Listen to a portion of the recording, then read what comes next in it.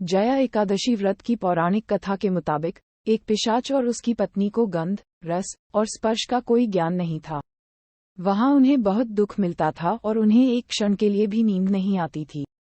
वहां बहुत ठंड थी, जिससे उनके रोंगटे खड़े रहते थे और ठंड से उनके दांत बजते रहते थे। एक दिन पिशाच ने अपनी पत्नी से कहा कि पिछले जन्म में हमने ऐसे कौन से पाप किए थे, जिससे हमें ये दुखदायी पिशाच योनि प्राप्त हुई। इस पिशाच योनि से तो नर्क के दुख सहना ही बेहतर है, इसलिए हमें अब किसी प्रकार का पाप नहीं करना चाहिए। इसके बाद माघ महीने में शुक्ल पक्ष की जया एकादशी आए।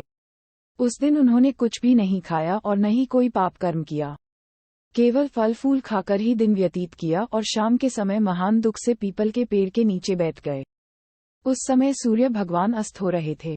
उस रात को बहुत ठंड थी, इस कारण वे दोनों ठंड से बहुत दुखी होकर मृतक के समान आपस में चिपटे हुए पड़े रहे। उस रात को उन्हें नींद भी नहीं आई। जया एकादशी के उपवास और रात के जागरण से दूसरे दिन प्रातः होते ही उनकी पिशाच योनि छूट गई।